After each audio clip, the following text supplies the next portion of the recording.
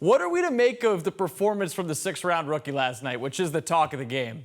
Before all of that, it was kind of a snooze fest, if we're being totally honest, in this preseason game. It was rainy. There was 7 points scored. It really wasn't much to talk about, really. But Joe Milton comes in and electrifies the end of that game. To me, I thought he was impressive at certain points. He showed that mobility, that athleticism we had seen with the backflips in training camp and things like that. First, when he ran for about a 12 to 13 yard scramble that really felt like a 20-yard scramble because he got so far in the backfield, was avoiding sacks, and really displayed that athleticism. The thing that really impressed me, though, was his touchdown pass, because he showed some high-level passing ability, not so much just arm talent, but he was able to look off a safety to his right, then throw to his left for the wide-open touchdown. That type of stuff is high-level and very encouraging. And as I say all of that, you do have to remember that this was a fourth quarter of preseason game number 1 against a Carolina Panthers team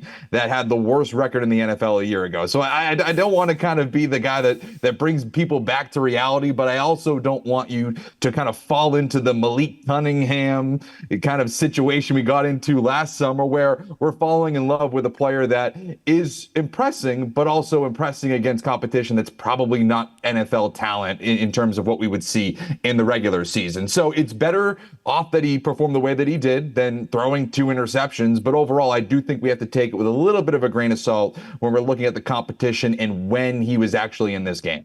And what was interesting about the game last night is that there were 4 different quarterbacks that the Patriots utilized, and not a whole lot of Drake May and Jacoby Brissett. In fact, only 1 series for both of those guys.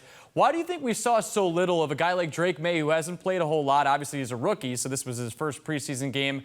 But why do you think we saw so little of him, and then so much of a guy like Bailey Zappi, who you don't figure will factor into this season?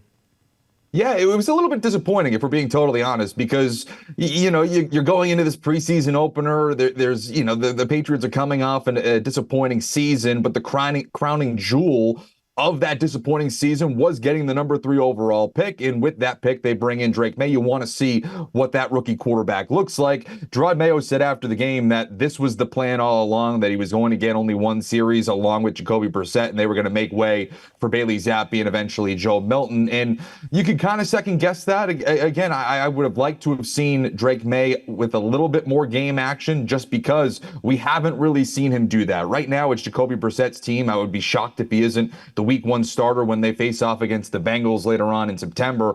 But you want to see Drake May at least kind of make that progress to eventually become that starter in New England, which he will become at some point.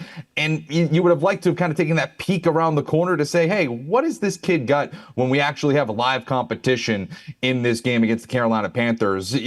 Why they didn't play him much longer is because I think that they have a plan. I think that they're going to take this slow with Drake May. I don't think this is a situation where they're going to try to rush this kid to try to be that week 1 starter. There's a reason why they brought in Jacoby Brissett, is to kind of be that cushion, to be that player that they know is, you know what you're going to get, and they can allow themselves to bring a guy like Drake May along smoothly.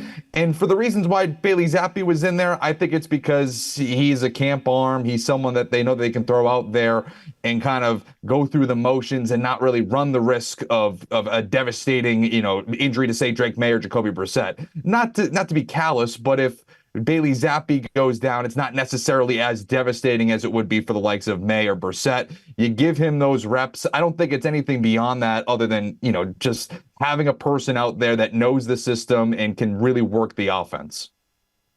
Morning. He expects May to get more snaps in the next preseason game. I guess the question is, Tyler, how much more do you think we'll see of Jacoby Brissett and Drake May in that next preseason game next week against the Eagles?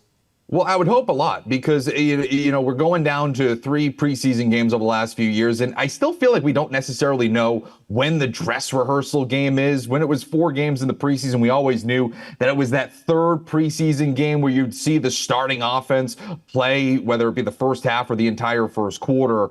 I think it might be this week against Philadelphia. Regardless, I think they should play more than 1 series.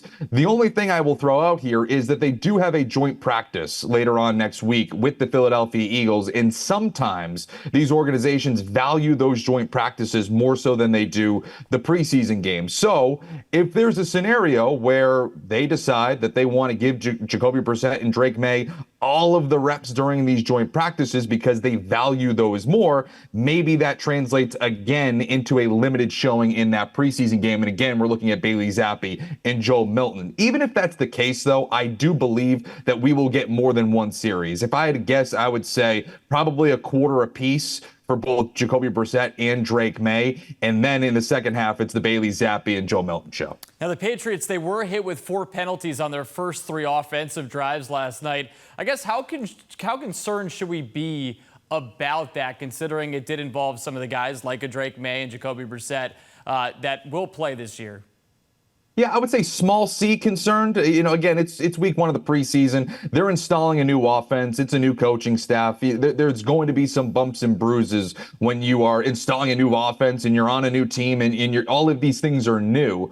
I will say, though, that, we don't really know what the Gerard Mayo Patriots are going to look like. We're so used to a Bill Belichick-led team where it's so, tightly wound and super disciplined and those types of mistakes don't happen.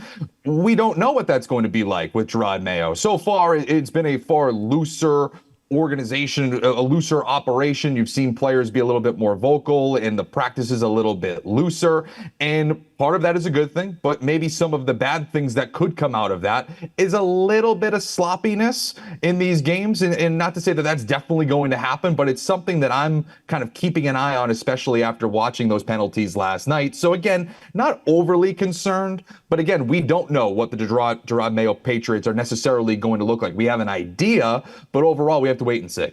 Let's hit on the defense now. The defensive line, they ate well all night against Carolina's makeshift offensive line, and they got to Jake Plummer 5 times while racking up 8 quarterback hits.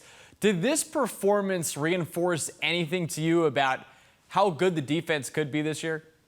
Yeah, well, I mean, we know that that's going to be their strength. And Gerard Mayo has said this as much. They are going to be a defensive first team. That is going to be their quote unquote superpower as they go into the year. And, this is a game without Matthew Judon, of course, Christian Barmore, who's out indefinitely with blood clots. You didn't see a ton of the full-fledged first team defense. But what you were able to see was encouraging. Dietrich Wise coming in early and getting a sack. And Jeremiah Farms Jr. is someone who impressed me in this game as well. A defensive tackle who's kind of had a makeshift path in the NFL. I think he played 12 games for the Patriots a year ago, mostly against the run, but he was able to record a sack last night. And again, let's throw the caveat. It is the Carolina Panthers. It's a third string at best quarterback on this team, but still to see him show up against rushing the passer is encouraging, especially for this team that is starved right now for defensive tackles in the wake of losing Christian Barmore for an indefinite period of time. If Jeremiah Farms can continue this ascent,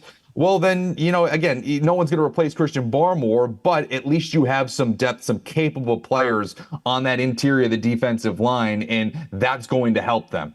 Yeah, Jake Plummer, not exactly the best quarterback in the NFL, but as you mentioned, a good defensive performance by the Patriots last night. Final thing before we let you go here, Tyler, who else or what else stood out to you from the game last night that we haven't discussed yet?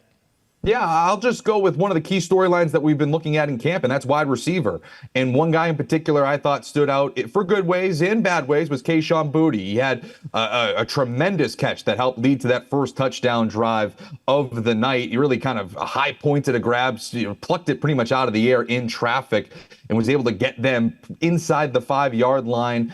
And as much as talent as that shows, he also did have a couple of drops there as well. So it was kind of a good and a tale of two halves for him. I thought he had more drops in the second half and more impressive plays in the first half. But he is someone who I think the Patriots should seriously be looking at to keep on the 53-man roster because he does have that talent. He is someone who played at LSU, was a top 5 recruit, and did have some promising years there for the Tigers. And wasn't the Jamar Chases of the world, but still someone who is ultra talented. And for a team that's rebuilding, I think that you have to lean more towards talent and upside than you do, say, a known commodity as a veteran. So as much as we talk about Jalen Polk and Javon Baker had a nice catch that didn't count last night. I think Kayshon Boutte has put together a good enough camp and a good enough spring that has him in contention on, for a 53-man roster spot. Still a lot to be figured out, obviously, before the season actually kicks off. In the meantime, enjoy the preseason games. Nice to see the team get a win yesterday against the Panthers.